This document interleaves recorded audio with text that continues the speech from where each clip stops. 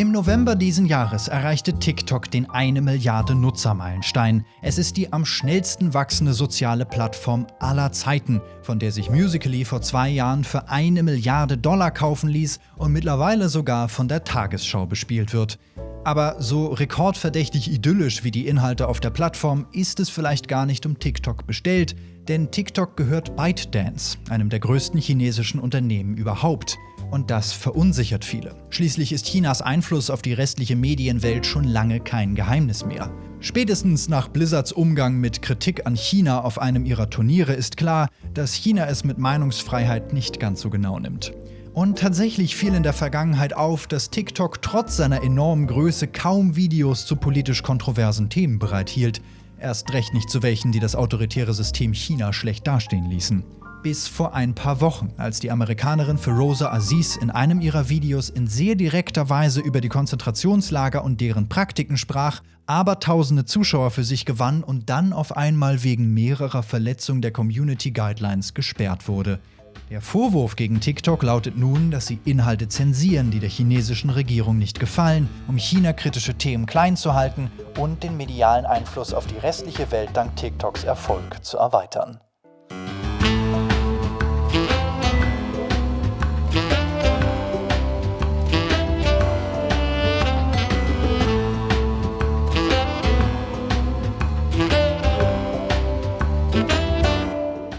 Um in irgendeiner Weise auf diesen Vorwurf eingehen zu können, müssen wir erstmal verstehen, wie TikTok seine Inhalte moderiert. Netzpolitik.org hat vor ein paar Wochen mit einer anonymen Quelle bei TikTok gesprochen und herausgefunden, wie die Moderation dort funktioniert.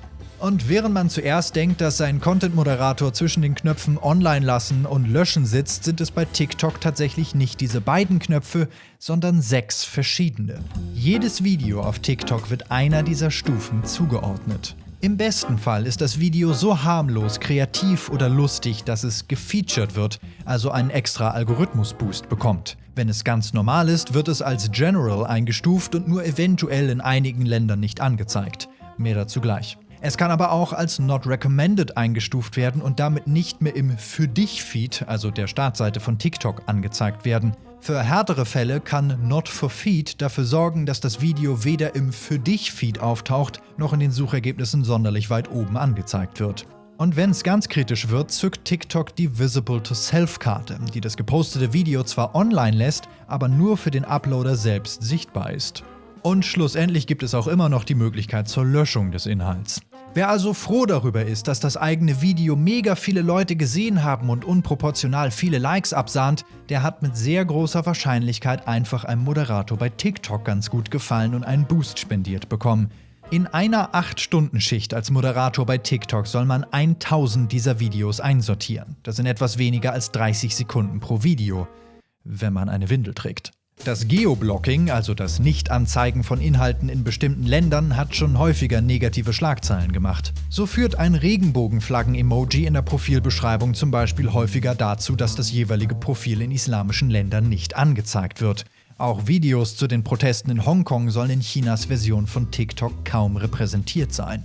Wer weniger als 30 Sekunden hat, um eines dieser Videos einzusortieren, wird früher oder später die Konzentration verlieren und höchstwahrscheinlich nur stichprobenartig durch die Videos springen. Und genau das scheint sich Firoze Aziz zunutze gemacht zu haben. Ihr Video fängt nämlich wie ein harmloses Beauty-Video an. Die Vermutung liegt nahe, dass sie es geschafft hat, damit durchs System zu schlüpfen, ihr Video und ihre Aussagen nicht an einer Visible-to-Self-Einstufung verlor und viel mehr Leute erreichte als von TikTok beabsichtigt. Ihre darauf folgende Sperrung ging in den Nachrichten um die Welt und übte enormen Druck auf TikTok aus, sodass das Video mittlerweile tatsächlich wieder online ist. TikTok bestreitet regelmäßig, dass sie Videos aus politischen Gründen löschen würden. Ob sie die Empfehlung und Sichtbarkeit von politischen Inhalten jedoch einschränken, beantworten sie dabei aber auffällig häufig nicht. Und das führt uns wieder zur Tagesschau. Was machen die auf so einer App? Naja, sie lassen Jan Hofer Krawatten raussuchen, beantworten Nutzerfragen und bereiten Themenkomplexe einfach verständlich auf. Auch zu den Protesten in Hongkong, den Konzentrationslagern und der Überwachung durch den Staat mit über 500.000 Aufrufen. Dann kann die Abstrafung durch die Plattform ja gar nicht so schwer sein. Vielleicht hat die Tagesschau ja den TikTok-Code geknackt und schafft es auch trotz Zensurmechanismen, China-kritische Themen populär zu machen. Nein. Denn wie der NDR herausfand, befinden wir uns auf einer Insel. Das Profil der Tagesschau ist in der chinesischen Version von TikTok unauffindbar. Und das bringt uns zu einem wohl immer relevanteren Aspekt von Massenmedien, dem Agenda-Setting. Ein Phänomen, das beschreibt, dass die Themenwahl in den Massenmedien einen Einfluss auf das haben, was die Leute bewegt und beschäftigt. Das Ganze ist komplexer und sicher Stoff für ein eigenes Video, bedeutet sehr verkürzt aber, den Rezipienten werden die Themen wichtig, die sie vermehrt in den Medien sehen.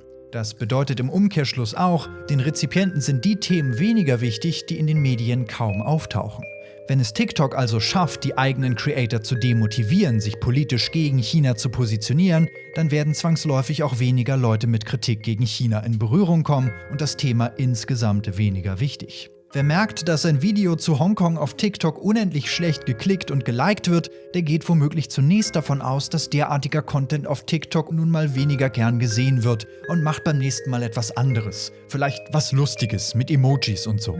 Und so kann sich TikTok eine Szene heranzüchten, die selbst nicht merkt, wie sehr sie eingeschränkt wird. Zuerst scheint es so, als ob man mit den Werkzeugen dieser App unendliche kreative Möglichkeiten hätte, doch in Wahrheit soll man einfach nur fröhlich sein, Memes erstellen und die Finger von Politik und Kontroversen lassen.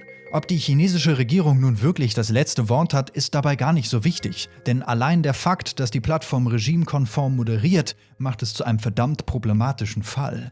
Und das ist nur der Anfang. TikTok sagt seinen Moderatoren, dass sie freizügige Personen, bei denen sie sich nicht sicher sind, ob sie 18 sind oder nicht, mal ruhig als 18 durchgehen lassen können, straft Leute mit Down-Syndrom, Autismus oder Verfärbung im Gesicht in Suchergebnissen ab, damit sie nicht gemobbt werden, und gibt seinen Moderatoren ganze 15 Sekunden Zeit, um zu entscheiden, ob eine Person ein potenzielles Mobbing-Opfer ist oder nicht. Aber all das würde an dieser Stelle zu weit führen. Nur so viel. ByteDances Steuersitz ist in China. Ein Großteil der Einnahmen durch die App geht also zu den Leuten, die besagte Konzentrationslager betreiben.